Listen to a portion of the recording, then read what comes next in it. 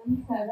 ನಿಮ್ಮ ಪ್ರಶ್ನೆಗಳಿಗೆ ನಾನು ಉತ್ತರ ಶಿವಮೊಗ್ಗ ಕೊಡ್ತೀನಿ. ಸ್ಪರ್ಧೆ ಬಗ್ಗೆ ಶಿವಮೊಗ್ಗ ಸ್ಪರ್ಧೆ ಬಗ್ಗೆ ನಾನು ಇವಾಗಲೇ ಏನು ಹೇಳೋಕ್ಕಾಗಲ್ಲ. ಅದು ಪಕ್ಷದ ವರಿಷ್ಠರು ತಗೊಬೇಕಾದ ಡಿಸಿಷನ್ ಅದು.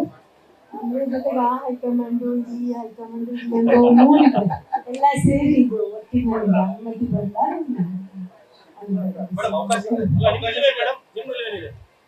ಅವಕಾಶ ಕೊಟ್ಟರೆ ನಾನು ಆಲ್ರೆಡಿ ನನಗೆ ಸೋಷಿಯಲ್ ವರ್ಕ್ ನನಗೆ ತುಂಬ ಇಂಟ್ರೆಸ್ಟ್ ಇದೆ. ನಮ್ಮ ಅಮ್ಮ ಮಾಡಿದ್ದ ಶಕ್ತಿಧಾಮನ ನಾನು ಅವ್ರು ಹೋದಾಗಿಂದ ನಾವೇ ನೋಡ್ಕೊಂಡು ಬಂದಿದ್ವಿ. ಸೊ ನಾನು ಶಿವರಾಜ್ ಕುಮಾರ್ ಅವರು ಆಲ್ರೆಡಿ ಅಲ್ಲಿ ಸೋಷಿಯಲ್ ವರ್ಕ್ ಬೇಕಾದಷ್ಟು ಮಾಡ್ತಾ ಇದ್ವಿ.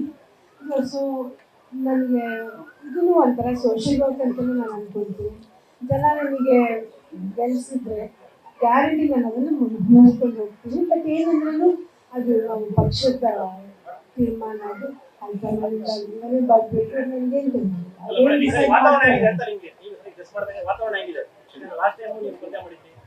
ನಾನು ಹೋದಾಗ ವಾತಾವರಣ ಯಾವಾಗಲೂ ಚೆನ್ನಾಗೇ ಇರ್ತದೆ.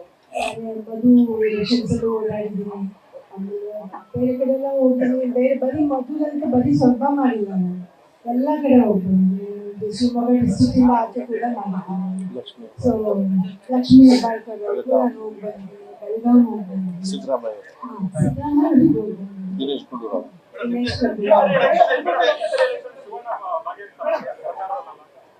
ಬರ್ತಾರೆ. ಅವ್ರಿಗೆ ಇಷ್ಟ ಇದ್ರೆ ಗ್ಯಾರಂಟಿ ಬರ್ತಾರೆ.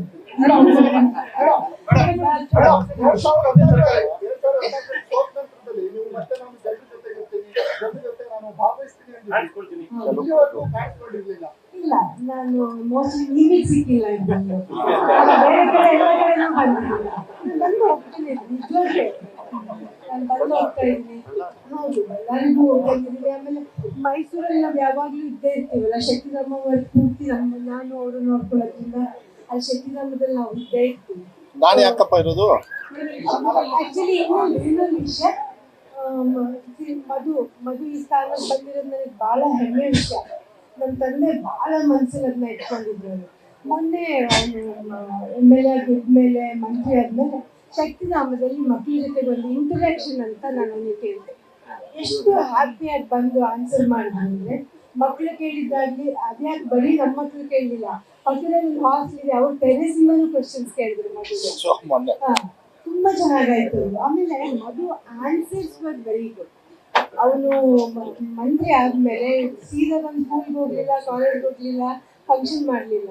ಅವ್ನ IAS ಆಫೀಸರ್ ಜೊತೆ ಕೂತ್ಕೊಂಡು ಅದು ಆ್ಯಕ್ಚುಲಿ ಲೈಕ್ ಪಾಠ ತಗೊಂಡಿದ್ದಾರೆ. ಎಲ್ಲ ವಿಷಯಗಳನ್ನು ತಗೊಂಡವ್ರು ಇವತ್ತು ಆನ್ಸರ್ ಮಾಡ್ತಾ ಇದ್ರು. ಹೌದು, ನಾನು ಫಸ್ಟ್ ಪ್ರೋಗ್ರಾಮ್ ಸಾಗರದಲ್ಲೇ ಕೆಲಸ ಕೊಡ್ತೇನೆ, ಅದನ್ನು ಮಾಡ್ತಾರೆ. ಮುಂದೆ ಬೇರೆಲ್ಲ ಒಳ್ಳೊಳ್ಳೆ ತುಂಬ ಐಡಿಯಾಸ್ ಇದೆ, ಮಾಡೇ ಮಾಡ್ತಾರೆ. ಈಗ 25 ಜನ ಸಂಸದರು ಕೂಡ ಇದನ್ನ ಪ್ರಮುಖವಾಗಿ ಕಾಂಗ್ರೆಸ್ ವೆರಿ ಕೇರ್ಫುಲ್.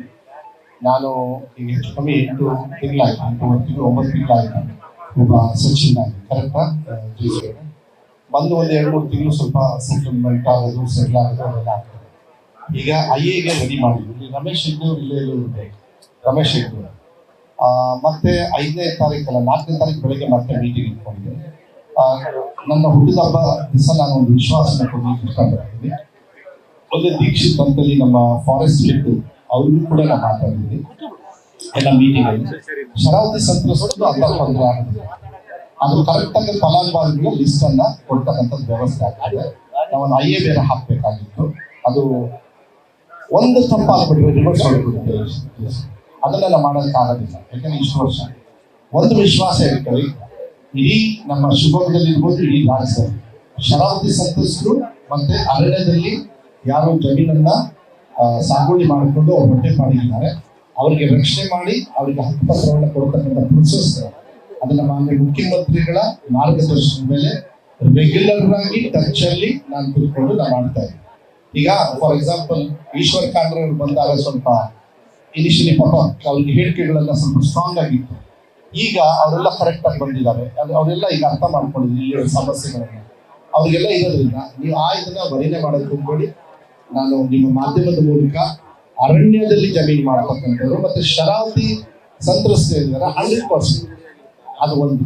ಕೋರ್ಟ್ ಒಂದು ಇಲ್ಲ ಅಂತಿದ್ರೆ ನಾನು ಸ್ವಲ್ಪ ರಫ್ ಆಗಿ ಹೋಗ್ಬೋದು, ಸ್ಟ್ರಾಂಗ್ ಆಗಿ ಅಧಿಕಾರ ಚಲಾಯಿಸ್ಬೋದು.